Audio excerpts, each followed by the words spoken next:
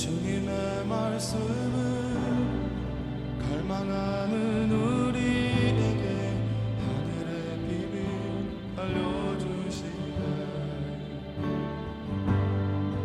어두운 가운데 있던 이 세상에 빛으로 오신 하나님의 아들, 그의 말씀은 믿는 모든 이들에게 하늘의 영광 비춰주시네. 하나님 말씀으로 아버지 마음으로 나 달려갑니다.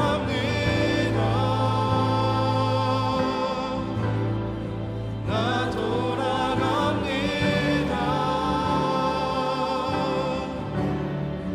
말씀이 육신되어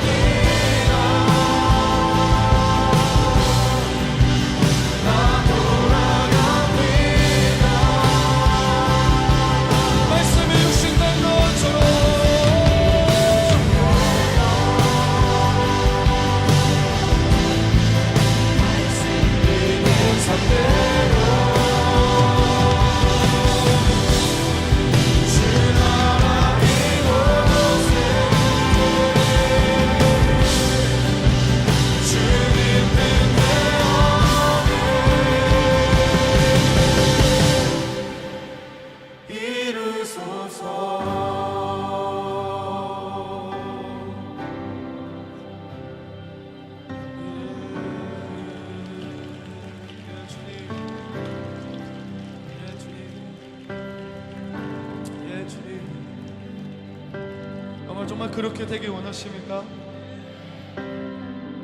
말씀이 육신된 것처럼 그 말씀이 우리의 삶 되길 정말 여러분 간절히 원하십니까? 우리 이 시간에 주님 앞에 그렇게 고백합시다. 주님, 이 시간 내 안에 말씀으로 오시옵소서. 우리의 마음 안에, 우리의 심령 위에 주님 이 시간 말씀으로 임하여 주셔서 이 시간 나의 마음이 아버지의 말씀으로 가득 차기 원한다고, 나의 생각이 아버지의 말씀으로만 가득 차기 원한다고, 이 시간 그 자리에서 우리 주님 앞에 간절히 기도하며 나아갑시다.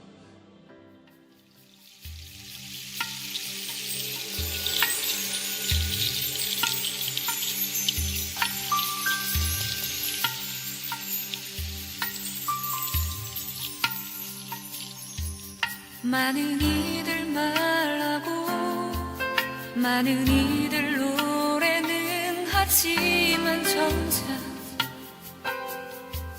가진 않는 길, 두려운 생각보다 많이 힘들고 험한 길보단 그저 말로만 가려기에 점점 멀어져만 가네. 내게 생명 주었던 그 길 점점 이용하려 하네. 내게 사랑 주었던 그 길 다시 복음 앞에 내 영혼 선해. 주님 만난 그때 나 다시 돌아가 주님께 예배 드리며 다시 십자가의 길 걸으리.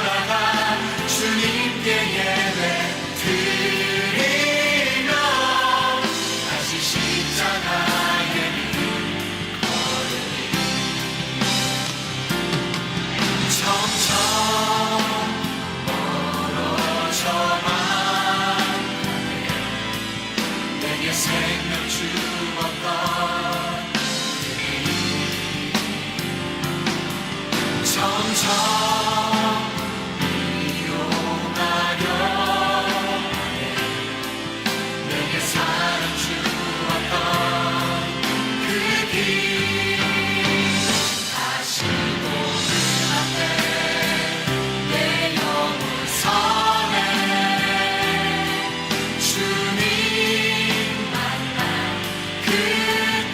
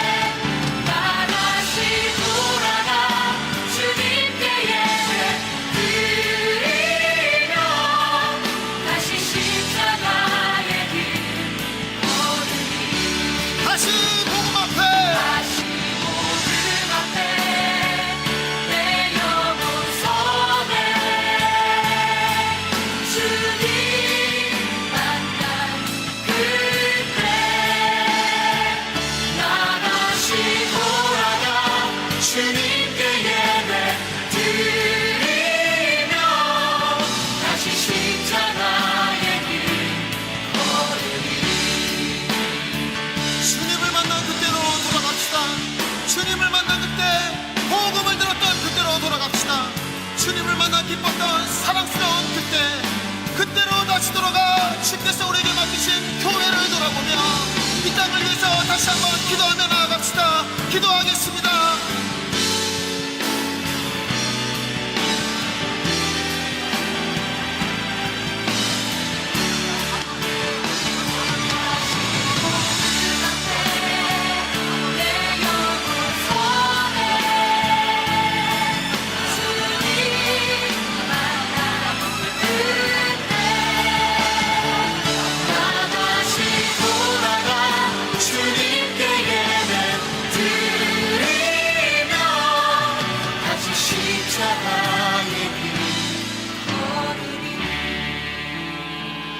다시 복음 앞에 내 영혼 서네.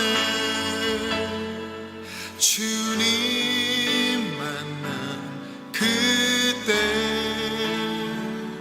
나 다시 돌아가 주님께 예배 드리며 다시 십자가의 길 걸으리.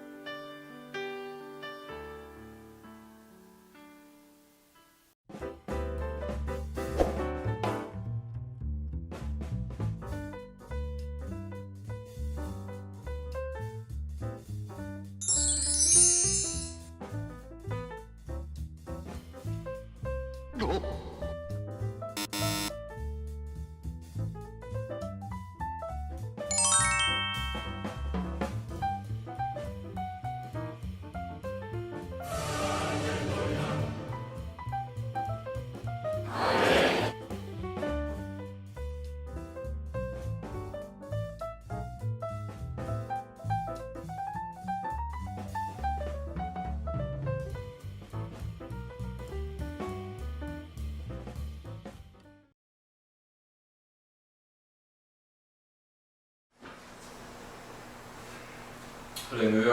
아멘. 네, 오늘 예배 가운데 주의 충만한 은혜가 있기를 바랍니다. 아멘.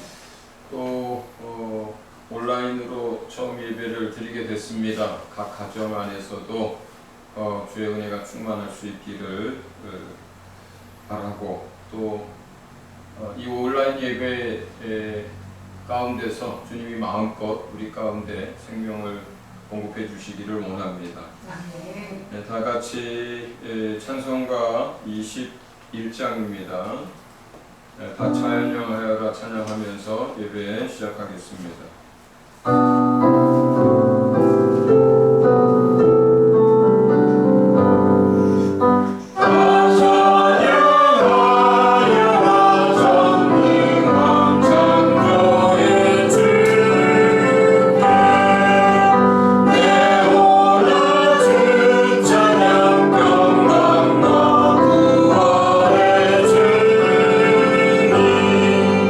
성도들아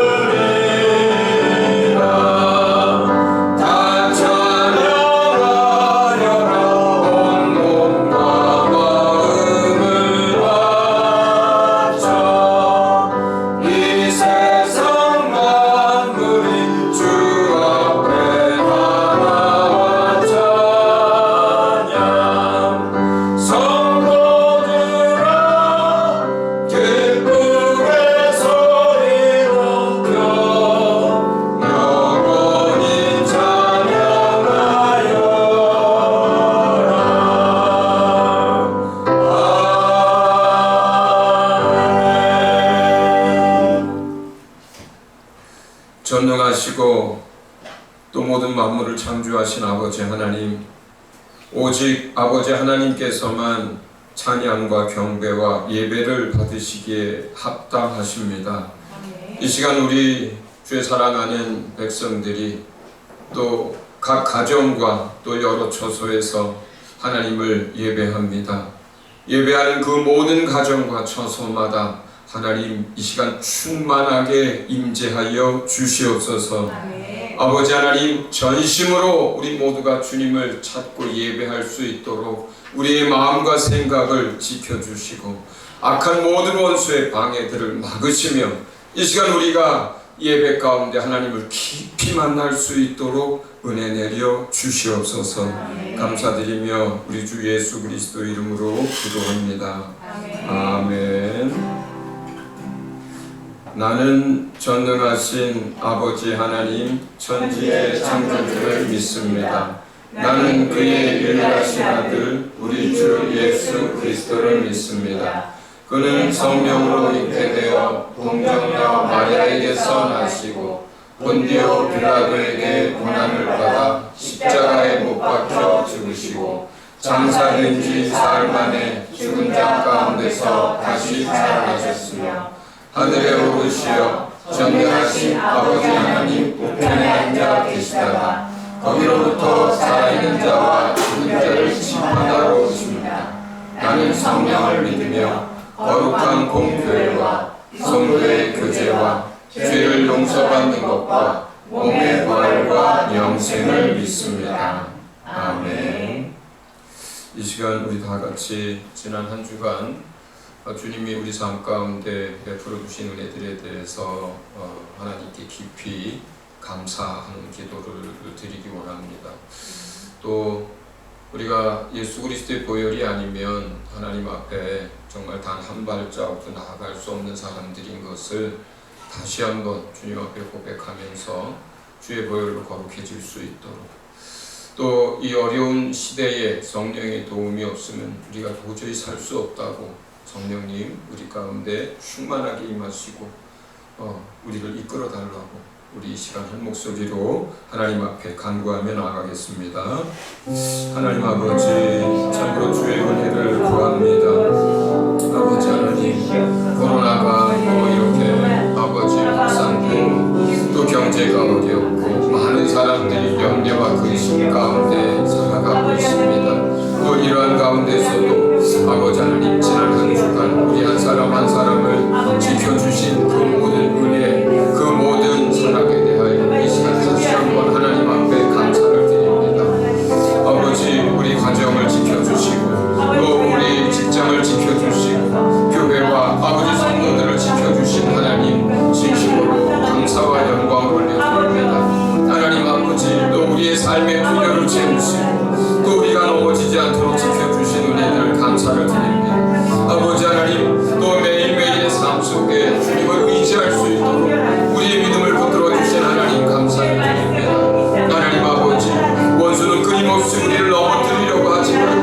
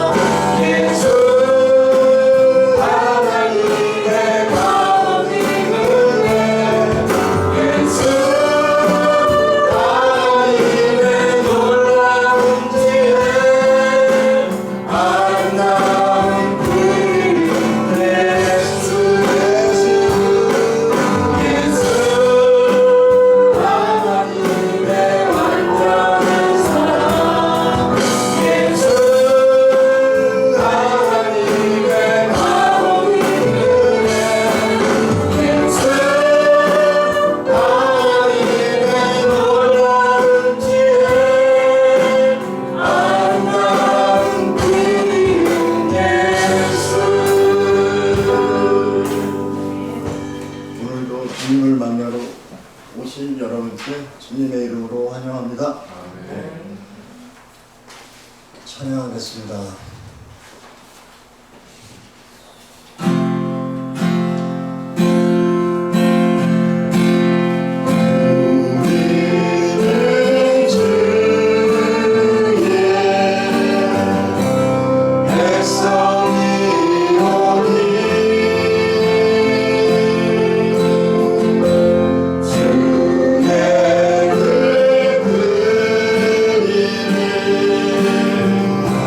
서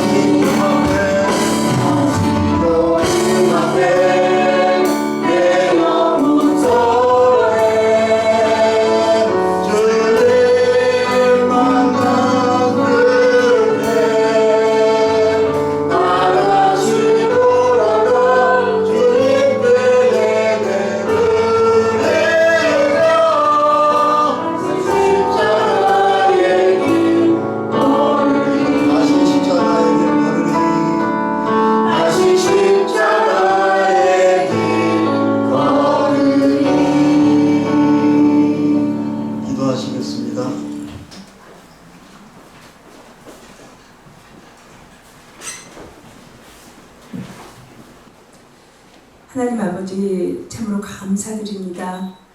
저희가 주 앞에 이렇게 나와 온라인으로 또 이렇게 예배드리는 이런 경험을 허락해 주심을 감사를 드립니다. 아버지 하나님, 우리가 어떤 상황 가운데서도 예배드리기를 멈추지 않도록 주님 역사하여 주시옵소서. 우리 한 사람 한 사람이 오히려 이런 상황 속에서도 예배에 대한 열정을 정말 주님께서 더 불어넣어 주셔서 예배를 사랑하며 무엇보다 하나님을 뜨겁게 사랑하는 저희들 될 수 있도록 주님 인도하여 주시옵소서. 주께서 말씀하시기를 내 마음을 다하고 내 목숨을 다하고 내 뜻을 다하여 주 너희 하나님을 사랑하라 하셨으니 이것이 크고 첫 번째 가는 계명이라 하셨습니다. 주님, 이 말씀에 저희가 순종하기를 원합니다. 아버지 하나님, 참으로 예배를 아버지 어느 때보다도 더욱 간절히 그리고 집중하여 하나님 만날 수 있도록 이 시간 성령 하나님께서 역사하여 주시옵소서.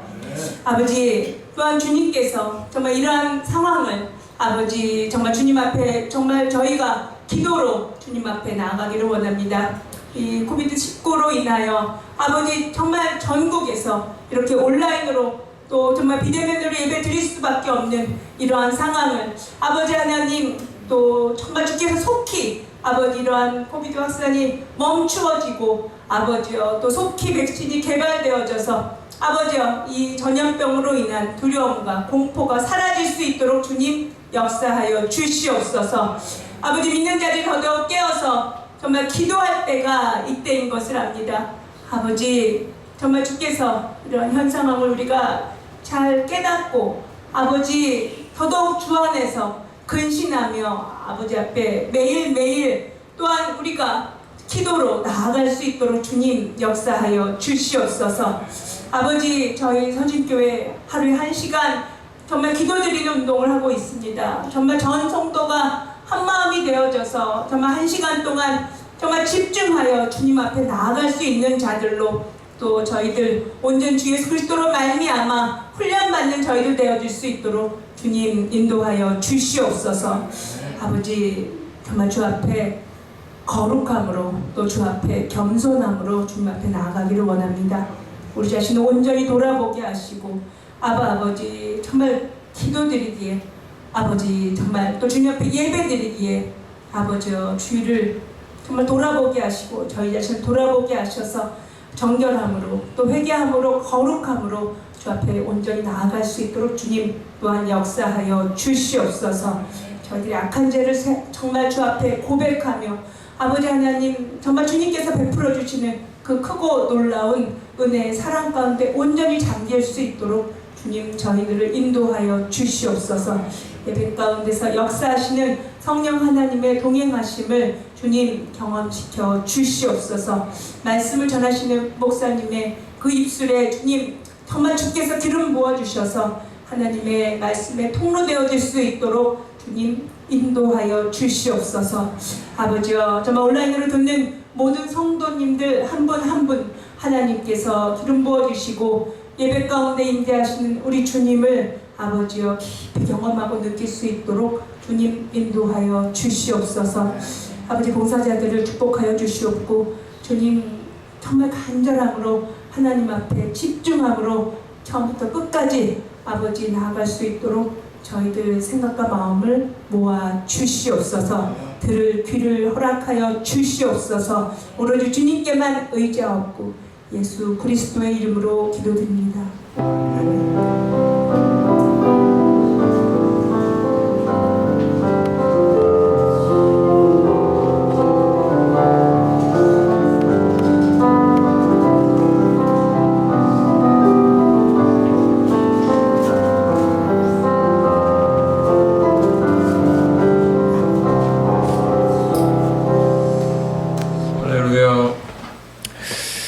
저희 교회로서는 처음 이렇게 비대면 예배를 드리게 됐습니다. 각 가정에서 정말 집중해서 은혜 가운데 예배를 드리실 수 있기를 바랍니다. 첫 번째 광고는 저희가 지금 기도도 좀 전에 드렸지만 현재 이 어려움 때를 지나갈 수 있는 가장 유일하고도 승리할 수 있는 방법이 기도밖에 없는 것 같습니다. 컨퍼런스 때 말씀드렸던 것처럼 기도를 하려고 해도 그냥 기도가 되는 게 아니니까 먼저 우리에게 필요한 것은 성령의 기름 부으심이고요. 그 성령의 기름 부으심 속에서 기도와 간구의 영이 부어져야 그래야 또 기도를 꾸준히 깊이 할 수 있습니다. 또 성령은 거룩한 영이잖아요. 그러려면 우리가 주님 앞에 무릎 꿇고 나가는 그 시간에 보혈의 공로를 힘입는 고백과 회개 기도가 깊이 드려져야 또 시간이 지날수록 우리 안에 성령의 충만함이 임합니다. 그래야 또 우리 안에 기도의 영이 임하고 그래야 선교하고 또 전도할 수 있는 열정이 우리 안에 생깁니다. 그래서 지금 그 어느 때보다 우리 성도 한 분 한 분이 각각의 처소에서 그렇게 많이 기도해 주시기를 당부를 드립니다. 또 두 번째는 당분간 이 확산세가 멈추고 경계 단계가 낮추어질 때까지는 우리가 주중에 교회에서 하던 수요 예배와 금요 기도회는 하질 않습니다. 그 대신에 우리가 주일날 소규모로 가정에서 팀별로 모여서 예배를 할 것이고 주일날 오후에 또 소그룹을 할 거예요. 그러니까 지금 저희가 공동체로서 함께 할 수 있는 날은 주일밖에 없는 거거든요. 그래서 이 두 가지입니다. 하나는 각각의 자리에서 매일매일 기도하는 거 하나 하고 주일날만큼은 최대한 작은 단위로 팀별로 각 가정에서 모였을 때 힘써서 예배하고 또 공동체 안에서 누릴 수 있는 것들을 누리고 또 오후에 소그룹으로 모이고 이렇게 이 두 가지 투트랙으로 나가니까 여러분들 그렇게 하시고 다음 주 주일 그리고 이번 한 주간 기도하면서 또 함께 모일 수 있기를 바랍니다. 예, 같이 이 시간 기도합니다. 하나님 아버지, 우리 성도 한 사람 한 사람 그리고 각 가정 그리고 우리 성도들의 직장 또 일하는 그 모든 일터 하나님 지켜주시고 하나님 보호하여 주시옵소서. 그리고 참으로 우리 모든 성도가 이 어려운 때를 지나갈 때 오직 기도밖에 없고 기도만이 살 길이라 여기며 하나님 앞에 간구할 수 있도록 성령으로 기름 부어 주시며 아버지 기도와 간구의 영을 각 사람 위에 각 가정 위에 부어 주시옵소서. 아버지 하나님, 또한 참으로 이제 우리가 주중에 모임을 할 수가 없고 주일에 팀별로 모임을 하며 예배하고 또 소그룹으로 모입니다.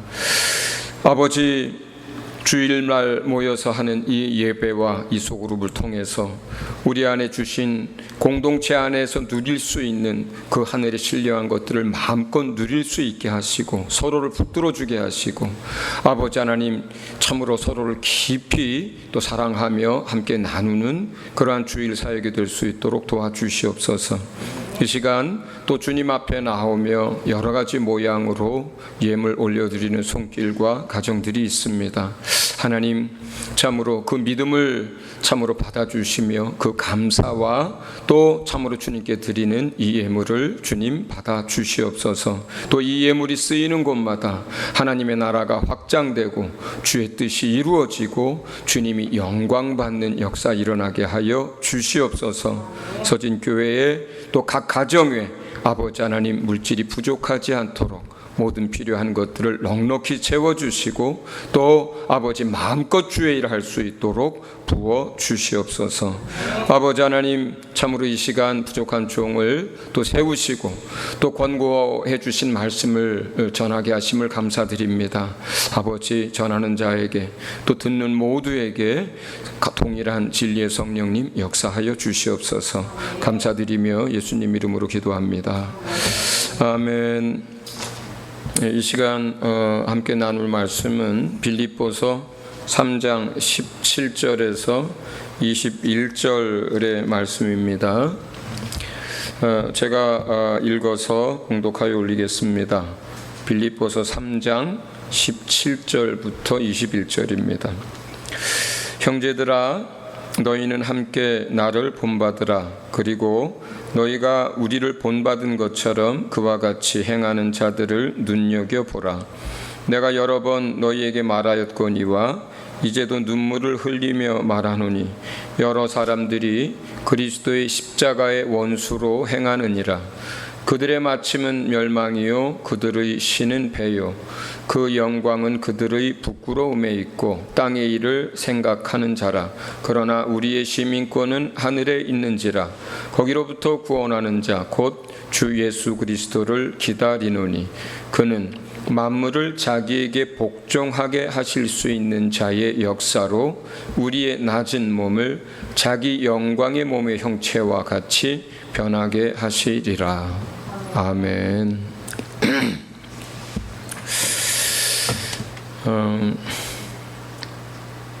지금 코로나19 상황 속에서 일부 목회자나 어떤 교회가 신앙과 또 정치적 성향이 합쳐져서 한 집회나 행동들 때문에 세상 사람들로부터 또 많은 비난을 받고 있고 또 조롱을 받고 있는 그런 상태가 됐습니다. 그런데 그것은 뭐 오늘의 일이 아니고 한국 교회 안에 상당 기간 계속해서 진행되어 오던 것들이고 정도가 심해져 가는 것들이었습니다. 교회 이제 세습 문제가 세상 사람들의 도마에 많이 올랐었고 또 교회 안에 있는 이제 재정의 투명성 문제가 또 사람들의 또 비난을 받았었고 또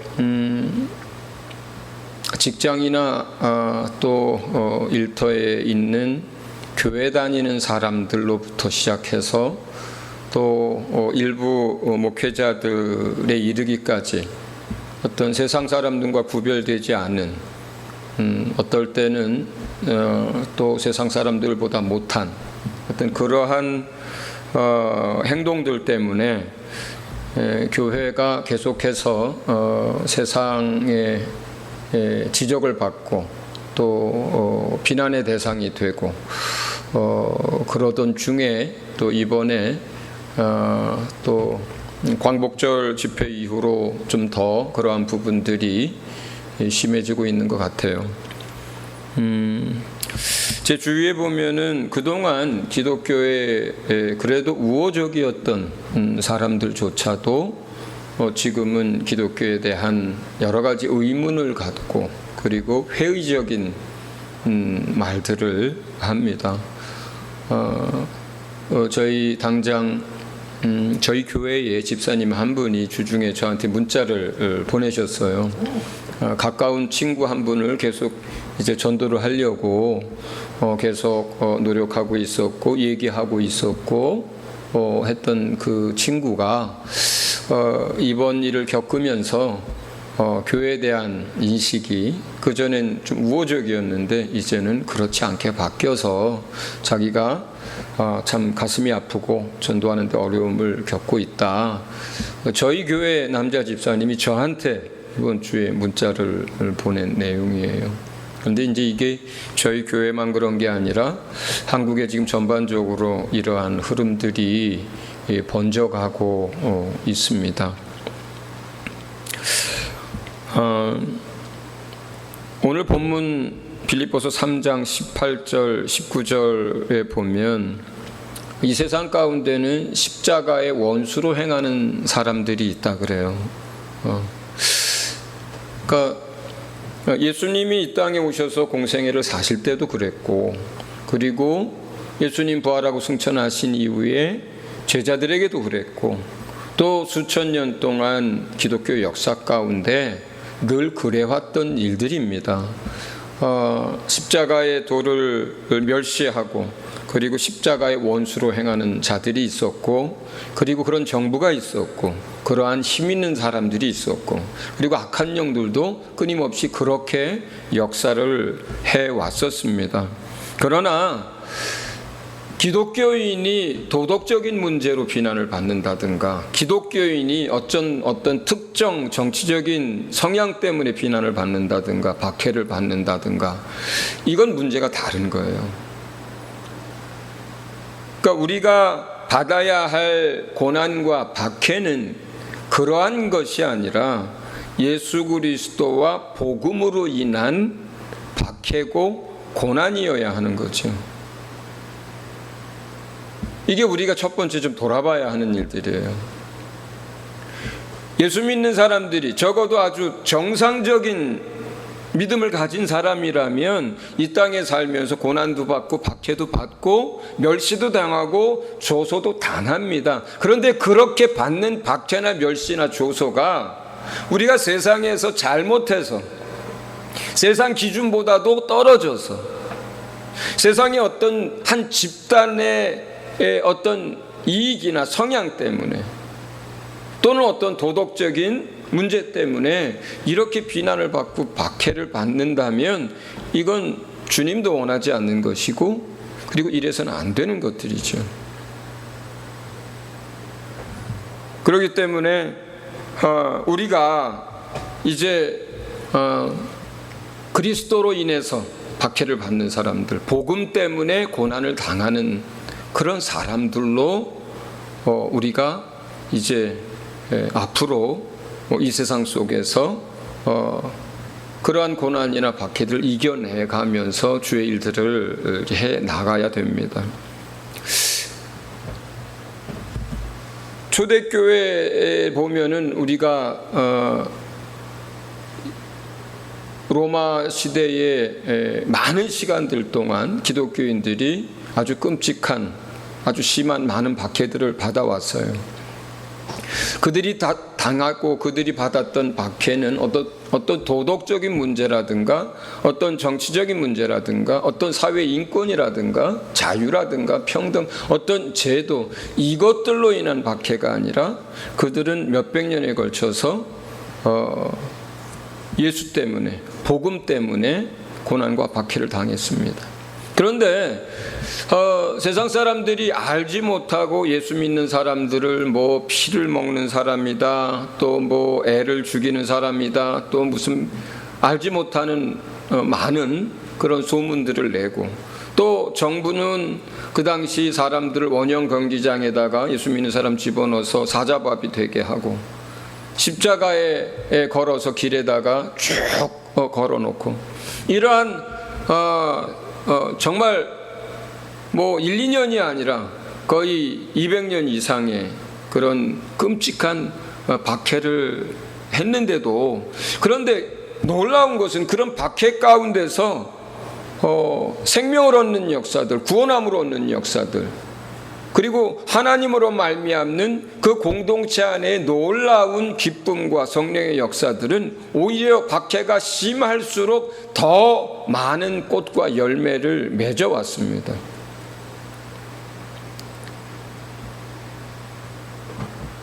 오히려 믿지 않는 사람들이 박해받는 그리스도인들의 모습과 그들의 태도와 그들의 삶을 보면서 충격을 받았고 감동을 받았고 의문이 생겼어요. 오히려 만약에 그 사람들이 도덕적인 문제나 세상의 제도의 문제나 세상의 어떤 것으로 인해서 그렇게 됐다면 그럴 수 없었을 것이에요. 그런데 그들 눈에 보기에도 이 사람들은 도덕적으로도 문제가 없어. 세상적으로도 문제가 없어. 비난받을 일이 없어요. 그런데도 불구하고 원형 경기장에 사자밥으로 던지고 십자가에다 못 박고 모진 고문을 하고 재산을 다 몰수하고 추방하고, 그런데도 불구하고 그들은 도덕적 잘못이나 다른 것이 없음에도 그런 박해를 받는데도 불구하고 그들의 말과 태도는 그것을 지켜보는 세상 사람들에게 충격과 감동과 의문을 자아내게 만들었어요. 칼로 같이 대적하지 않고, 욕하지 않고, 맞서 싸우지 않고, 기도하고, 순응하고, 찬송하고, 그런 가운데서도 이들의 삶의 변화와 그들 주께 받은 사랑을 실천하는 것으로 인해서 세상은 그들을 핍박하고 원수가 되었지만, 오히려 그리스도인들은 그 세상 사람들이, 자기를 찌른 사람들이, 자기를 박해한 사람들이 어려운 가운데 있을 때, 그들이 고난받을 때 오히려 그리스도인들은 그들에게 손을 내밀고 그들을 품어줬고 그들을 사랑했어요.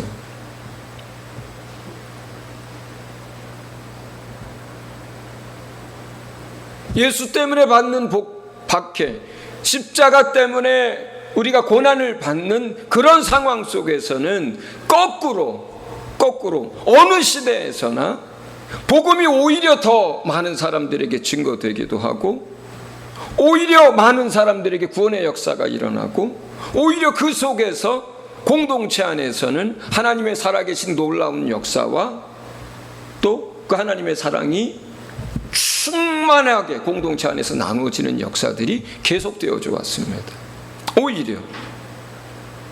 오히려 거꾸로 기독교가 박해받지 않고 고난받지 않고 평안하다, 배부르다, 등 따수다, 아무것도 염려할 것이 없는 그런 세상 속에 기독교인들이 놓여졌을 때 오히려 성령의 역사는 줄어들었고, 오히려 한 사람의 삶의 변화는 적게 일어났고, 오히려 그들 속에서 성령의 역사는 더 잠잠해졌었습니다.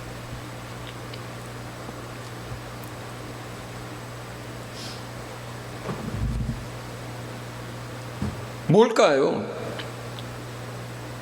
그러니까 무엇 때문에 그렇게 기독교인들이 애매히, 또 세상에 죄 지은 것도 아닌데 그렇게 고난과 박해를 받게 됐을 때 어째서 기독교인들은 더 그 신앙이 무너지는 게 아니라 주님을 더 붙들고 그들의 삶의 성령의 역사와 변화가 계속적으로 일어나고, 도리어 감사와 찬송을 하고, 도리어 원수들에게 용서하고 사랑을 베푸는 일들이 어떻게 일어날 수 있었을까요?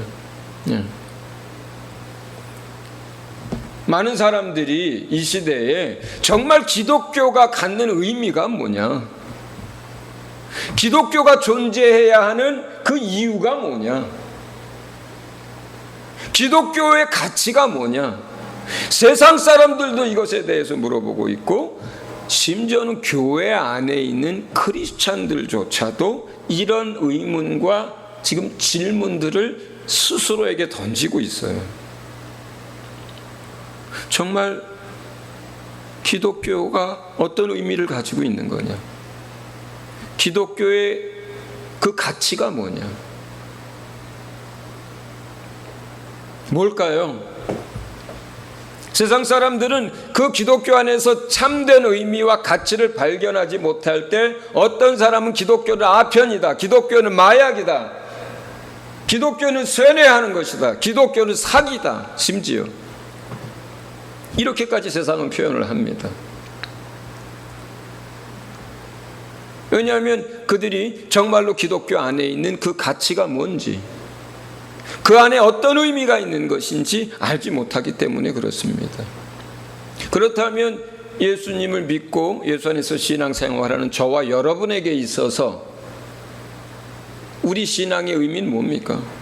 우리 기독교의 가치는 뭐예요? 오늘 이 본문 말씀을 통해서 여러분에게 하나님이 전하고자 하는 내용이 그겁니다. 기독교의 가치가 뭔가? 기독교의 의미가 뭔가?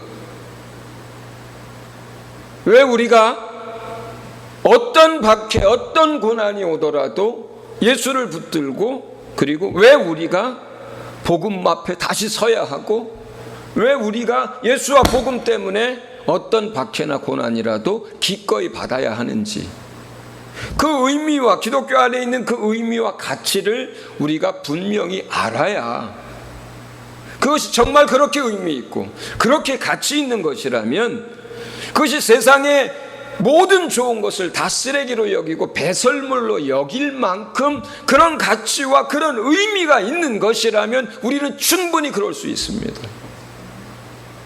그러나 우리가 교회에 나오고 또 종교 생활을 하고 예수 믿는다고 해도 만약에 정말로 우리 신앙 안에서, 기독교 안에서 그 가치와 의미를 우리가 상실한다거나 우리가 그것을 깨닫지 못한다거나 그것을 우리가 붙들지 못한다면, 그러나 정말 이 마지막 시대의 성도들에게, 진실한 성도들에게, 또 교회에 말도 못하는 박해와 고난과 핍박이 임한다면 견뎌낼 수 있겠습니까?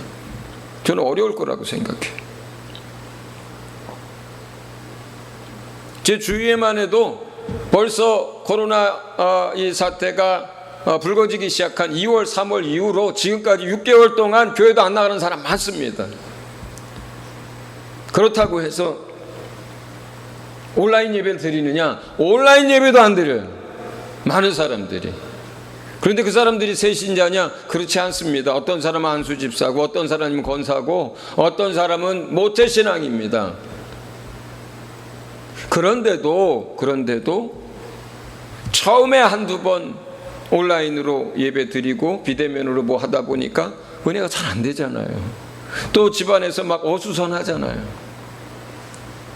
애들 뛰어다니고 막 그러잖아요. 예? TV 앞에 서 있잖아요.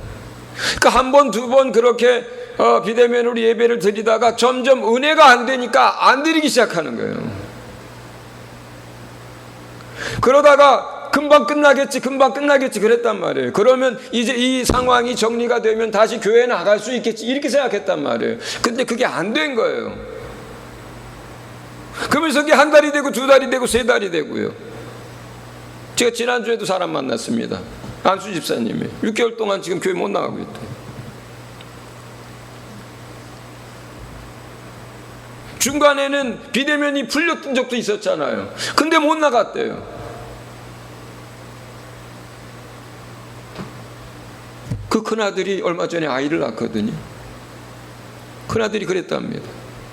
아버지, 어머니가 만약에 교회 나가가지고 거기서 혹여라도 만약에 전염돼가지고 어머니 아버지가 일주일에 2번씩 손주 보러 오는데 내 손주에게, 이 어린아이에게 그게 전염돼서 이 아이가 문제 생기면 어떡할 거냐고, 책임지실 거냐고. 자기 두 사람만의 문제라면은 그래도 풀렸을 때 예배를 드리러 나갔을 텐데, 한 분은 아내는 권사님이고 한 분은 안수 집사님이란 말이에요. 그런데 자식이 그렇게 얘기하니까, 손주의 얘기를 가지고 그렇게 하니까 차마 못 나가겠더래요. 자, 그러면 우리가 기독교의, 우리 신앙의 진정한 의미와 진정한 가치를 우리가 그것을 깨닫고 그것을 붙들고 있지 않는다면, 이런 정도의, 이건 박해도 아니잖아요. 사실 이게 무슨 박해입니까? 이게 무슨 어려움이에요? 예수 믿는다고 잡아갑니까? 지금 성경책 가지고 있다고 감옥에 가둡니까? 예수 믿는다고 재산 뺏겨요? 예수 믿는다고 지금 대한민국에 누구 십자가에 달려서 죽은 사람이 있어요? 없단 말이에요. 이건 박해도 아니에요. 핍박도 아니에요. 이런 거는 아무것도 아니에요. 하면 되는 것들이에요. 그런데 이러한 상황 속에서도 예배드리지 못하고 믿음을 놓아가고 있단 말이에요. 많은 사람들이. 결국 그것은 뭐예요? 우리가 기독교 안에서 그 기독교가 가지고 있는 진정한 가치에 대해서, 진정한 의미에 대해서 세상의 것들보다 그것이 더 중요하지 않은 거예요. 아직도 모르는 거예요.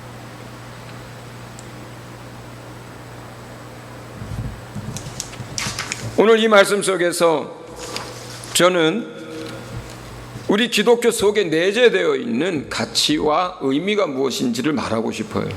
첫 번째는 변화입니다. 첫 번째는 새로운 창조에 의한 변화가 있어요. 기독교 안에. 여러분,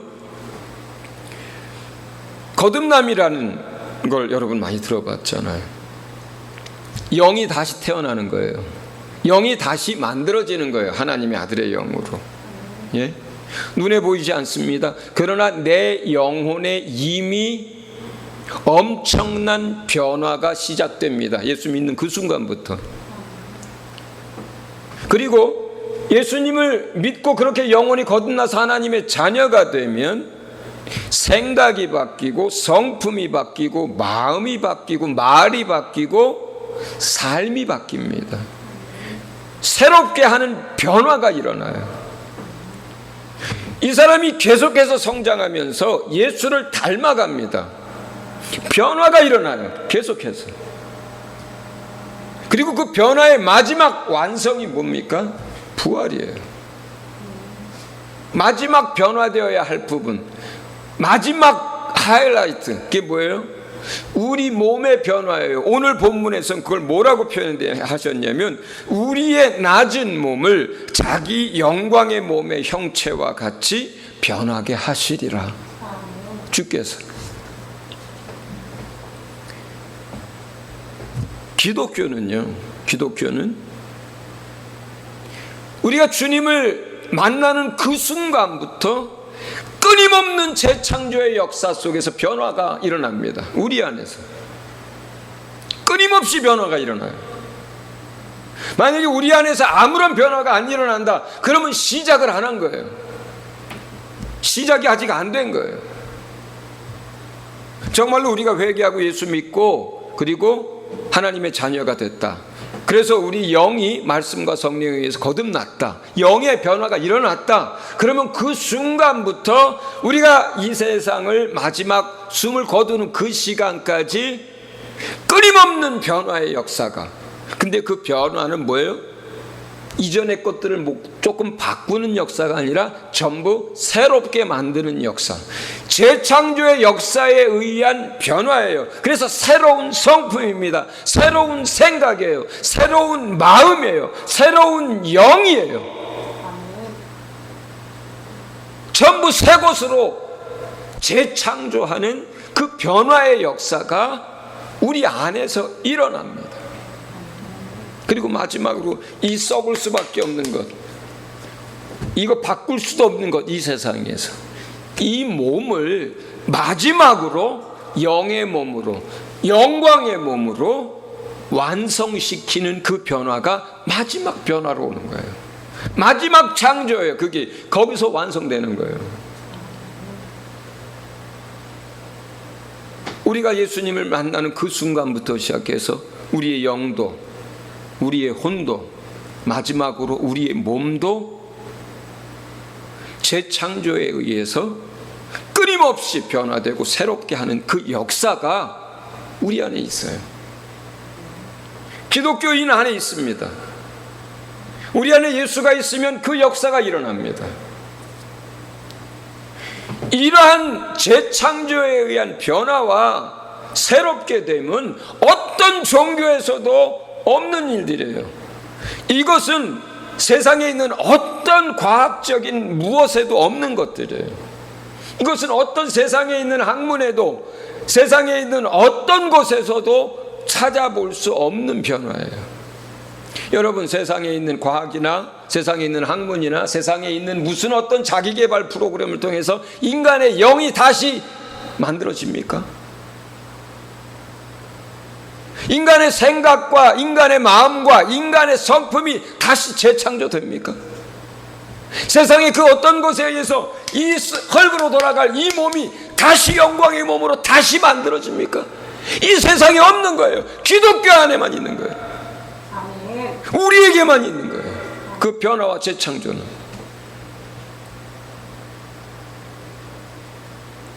두 번째, 기독교의 안에만 있는 것은 생명에 대한 거예요. 이것은 예수 그리스도 안에 있는 하나님의 영원한 생명입니다. 예수 그리스도 안에 있는 하나님의 영원한 생명, 그것은 이 피조 세계 가운데 어디에도 없어요. 꽃도 아침에 피었다가 저녁이면 시듭니다. 몇천 년을 산다라고 하는 나무나 어떤 특이한 동물들도 1000년, 2000년이에요. 이 세상에 존재하는 만물 속에서 영원히 존재하는 영원한 생명을 가진 존재가 뭐가 있습니까? 아무것도 없어요. 하나님의 영에 의해서만 가능해요. 영원히 존재하는 것, 하나님이 그 영원한 생명을 준 것, 영적 존재들, 천사들, 사람의 영혼, 하나님만 영원한데, 그런데 사람도 그렇고 타락한 천사도 그렇고 어떻게 돼요? 하나님이 그 영원한 생명을 누릴 수 없도록 하셨어요. 지옥불에 던져 넣습니다. 영원히 존재하는데, 영원히 죽지 않는데 어디에다 던져버려요? 지옥에다 던져버린 거예요. 그게 사망이란 말이에요. 그게 사망이란 말이에요.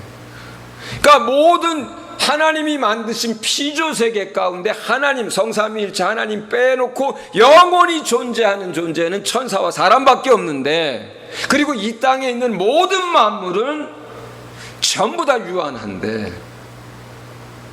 짧은 건 며칠, 길어도 몇백 년, 이 세상에 하나님의 그 영원한 생명을 가진 존재가 없어요.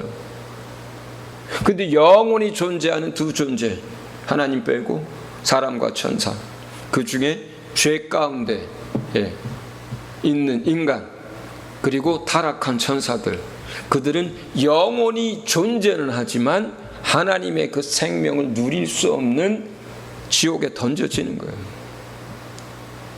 더 끔찍한 거죠. 그래서 더 끔찍한 거예요.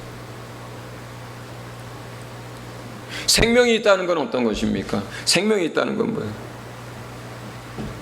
제가 자주 말씀을 드리지만 씨앗이 하나가 있는데, 그 씨앗이 그 안에 생명이 있으면 몇십 년, 몇백 년 지나도 온도가 맞춰지고 습도가 맞춰지고 조건이 맞춰지면 싹이 납니다. 왜 그렇습니까? 그 안에 그 식물에 그 씨앗이 가지고 있는 생명을 가지고 있기 때문에 그렇습니다. 우리가 부활할 수 있는 것이 뭐예요? 바로 그 생명 때문이에요. 예. 우리가 부활해서 영광의 몸을 입고, 그리고 영광의 하나님의 나라에 들어갈 수 있는 이유가 뭐 때문에 그렇습니까? 우리 안에 있는 그 영원한 생명 때문에 그래요. 예. 그 영원한 생명이 아버지 하나님 품에 있었는데, 그 영원한 생명을 그 아들에게 주셨어요. 그래서 그 아들을 영접하는 사람마다, 그 아들이 우리 안에 있는 사람마다 그 영원한 생명을 가지고 있는 거예요. 예.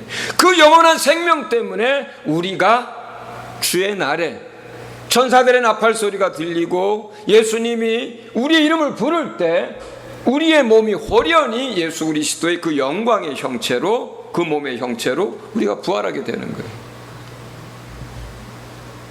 그 영원한 생명이 기독교가 가지고 있는 가장 큰 의미요 가치 중에 하나인 거예요.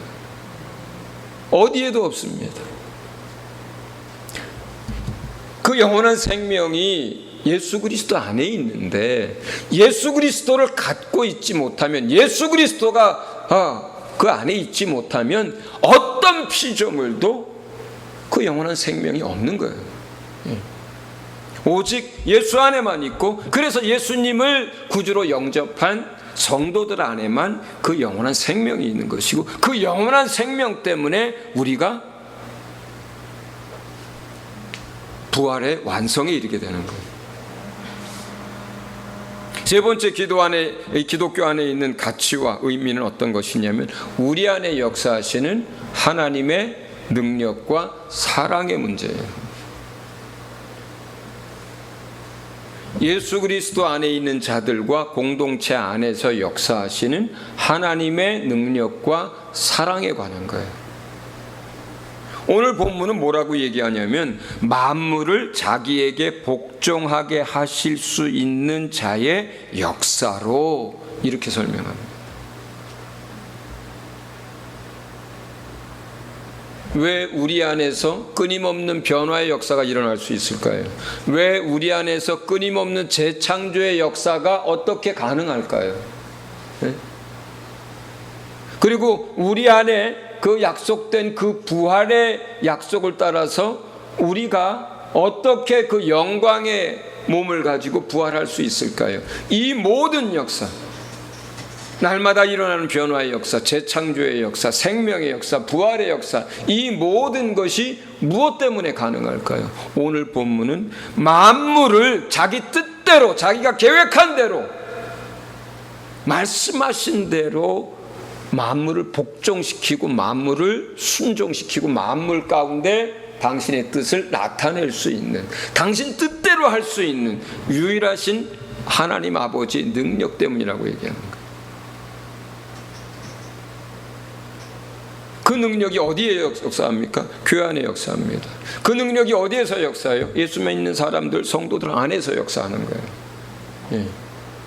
바로 만물을 자기에게 복종하게 하실 수 있는 자의 그 하나님의 능력과 그 역사에 의해서 날마다 말씀과 성령의 우리 안에서 일하심으로 우리 안에 끊임없는 재창조의 역사와 변화의 역사가 일어나는 것이고, 우리 안에 영원한 생명의 역사가 일어나는 것이고, 우리 안에 부활의 역사가 일어나는 거예요.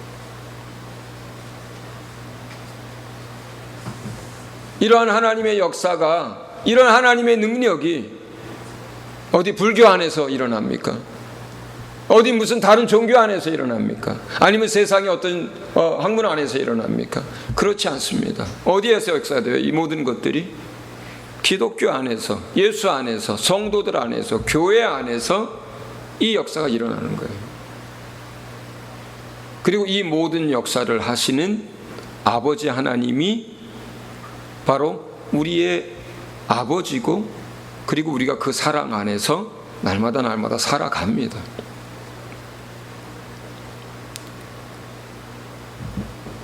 우리는 에베소서 1장에 보면 하나님이 지금 무슨 일을 하고 있는가에 대한 이야기를 기록해 놨습니다. 에베소서 1장을 잠깐 좀 보겠습니다. 에베소서 1장 7절에서 10절까지의 말씀을 제가 읽어드립니다. 우리는 그리스도 안에서 그의 은혜의 풍성함을 따라 그의 피로 말미암아 속량 곧 죄사함을 받았느니라. 이는 그가 모든 지혜와 총명을 우리에게 넘치게 하사 그 뜻의 비밀을 우리에게 알리신 것이요, 그의 기뻐하심을 따라 그리스도 안에서 때가 찬 경륜을 위하여 예정한 것이니, 하늘에 있는 것이나 땅에 있는 것이 다 그리스도 안에서 통일되게 하려 하심이라. 자, 여기에서는 왜 우리를 구속하셨느냐? 그 이유는 하나님이 영원전부터 영원까지 당신이 계획하시고 운영하시는 하나님의 경륜 안에서 그 일이 이루어진 것인데, 그 하나님의 경륜이란 뭐냐? 그리스도 안에서 만물이 통일되는 거다, 이렇게 설명하고 있어요. 그런데 이 똑같은 이야기를 사도행전에서는 만유가 회복되는 것이다, 이렇게 얘기하고 있어요. 만물을 새롭게 하는 거다, 이렇게 얘기하고 있어요. 하나님의 놀라운 역사가 그리스도인들 한 사람 한 사람을 변화시키는 것에서 끝나는 것이 아니라, 그들을 구속하는 것에서 끝나는 것이 아니라, 당신이 만든 모든 피조 세계를 다시 하나님 앞에 새롭게 하고 회복시키시는 그 역사를 해가고 있다라고 얘기하는 거예요. 그 새롭게 하시는 역사, 그 변화의 역사가 어디에서요? 예수님으로부터 시작된 그 놀라운 역사가 초대 공동체 안에서, 인류 역사의 기독교와 그 교회 안에서, 그리고 어디까지? 그가 만드신 모든 피조 세계까지 하나님은 그 역사를 하고 있다, 이렇게 얘기하는 거예요. 부활에 대해서 고린도전서 15장은 이렇게 얘기합니다. 고린도전서 15장 20절부터 28절에 보면은 부활의 순서에 대한 이야기가 나옵니다. 제가 읽어드립니다. 그러나 이제 그리스도께서 죽은 자 가운데서 다시 살아나사 잠자는 자들의 첫 열매가 되셨도다. 사망이 한 사람으로 말미암았으니 죽은 자의 부활도 한 사람으로 말미암는도다. 아담 안에서 모든 사람이 죽은 것 같이 그리스도 안에서 모든 사람이 삶을 얻으리라. 그러나 각각 자기 차례대로 되리니 먼저는 첫 열매인 그리스도요, 다음에는 그가 강림하실 때 그리스도에게 속한 자요, 그 후에는 마지막이니 그가 모든 통치와 모든 권세와 능력을 멸하시고 나라를 아버지 하나님께 바칠 때라. 그가 모든 원수를 발 아래 둘 때까지는 반드시 왕노릇 하시리니 맨 나중에 멸망받을 원수는 사망이니라. 만물을 그의 발 아래 두셨다 하셨으니 만물을 아래에 둔다 말씀하실 때에 만물을 그의 아래에 두신 이가 그 중에 들지 아니한 것이 분명하도다. 만물을 그에게 복종하게 하실 때에는 아들 자신도 그때 만물을 자기에게 복종하게 하신 이에게 복종하게 되리니 이는 하나님이 만유의 주로서 만유 안에 계시려 하심이라. 예, 이 복잡하죠? 이거 쉽게 설명하면 이런 얘기입니다. 그리스도가 먼저 부활하셨습니다. 그리고 그 안에 첫째 부활에 참여하는 사람들이 부활합니다. 그리고 그 다음에 마지막 백보자 심판 때에 모든 사람들이 부활합니다. 크리스찬들이. 그리고 그 사람들이 백보자 심판에서 이제 우리 부활이 끝나면 그 다음에 뭐를 새롭게 하시는 일을 해요? 만물을 새롭게 하시는 일을 합니다. 그리고 맨 마지막에 뭐예요? 이 모든 것이 예수 그리스도 앞에 복종케 됐는데 맨 마지막에 예수님이 이 모든 일을 이루신 아버지 하나님께 복종케 된다는 얘기예요. 변화의 역사, 재창조의 역사가 우리 한 사람 한 사람에서 끝나는 문제가 아니에요. 이게 지금 하나님이 당신의 생명과 당신의 그 전능하신 능력을 가지고 사람을 새롭게 하고 사람을 구원할 뿐만 아니라 하나님이 지으신 모든 세상을 새롭게 하고 만유를 통일시키고 회복시키고 완전케 하시는 역사가 지금 이 순간에도 진행되고 있는 거예요. 이게 하나님이에요. 그 역사를 하시는 그 하나님이 기독교에서 우리가 마음을 다하고 뜻을 다하고 사랑하고 섬기는 그 하나님인 거예요. 그 하나님이 기독교와 기독교 공동체인 교회와 성도들을 통해서 지금 당신의 그 계획과 경륜들을 이루어가고 있는 거예요. 그리고 우리는 그 한복판에 들어가 있는 거예요. 그리고 우리는 그 시대의 마지막에 들어와 있는 거예요. 여러분, 이게 기독교예요. 이게 기독교예요. 전능하신 하나님이 만물을 다시 회복시키고 새롭게 하시면서 완전한 하나님의 나라를 만들어가는 그 도구고 그 자녀들이고 그 몸이고 그의 집이고 그의 사랑하는 성도들입니다. 백성들이.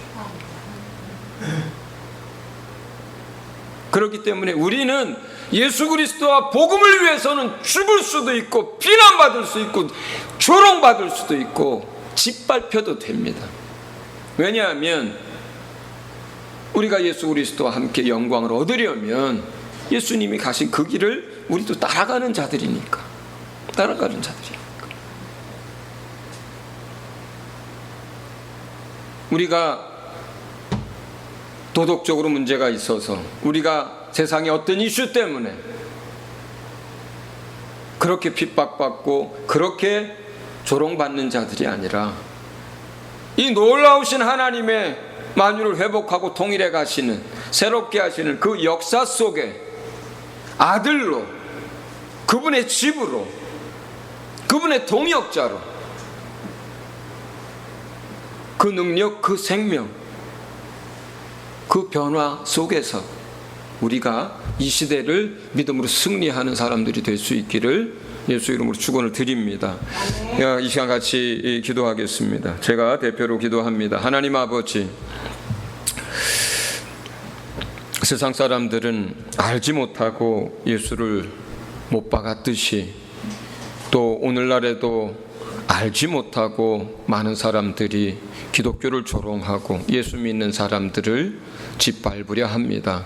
그러나 하나님 아버지, 참으로 예수께서 고난과 함께 또 그 고난을 이겨내고 영광을 얻으신 것처럼 우리도 예수로 말미암아 또 복음으로 인하여 고난받고 또 박해를 받고 또 통과하여서 그 영광에 이를 수 있기를 우리 모두가 원합니다. 아버지 하나님, 우리가 더 이상 도덕적인 문제나 세상의 어떤 것들로 인하여 아버지 하나님 참으로 비난받는 자들이 아니라 오직 예수 그리스도와 그 복음 때문에 고난받고 또 박해받는 그런 자들이 될 수 있기를 원하고, 또 우리가 참으로 예수께서 얻으신 그 영광의 자리에 함께 들어가기를 원합니다. 아버지 하나님, 날마다 우리 안에 생명으로 역사하여 주시고, 아버지 하나님, 날마다 우리 안에 그 생명과 그 하나님의 능력으로 말미암는 변화와 재창조의 역사가 날마다 일어날 수 있도록 도와주시옵소서. 그리고 하나님 아버지, 우리 모두가 마지막 날에 승리자로서 천사들의 나팔 소리가 울려 퍼지고 우리 주 예수 그리스도께서 우리의 이름을 부를 때에 예수 그리스도의 그 영광의 몸의 형체로 우리도 그 완성의 나라에 들어갈 수 있도록 도와주시옵소서. 감사드리며 예수 그리스도의 이름으로 기도합니다. 아멘. 네, 우리 마지막으로 우리 15장 하나님의 크신 사랑 찬양 올려드리면서 또 축도로 예배를 마치도록 하겠습니다. 찬송가 15장입니다. 하나님의 크신 사랑.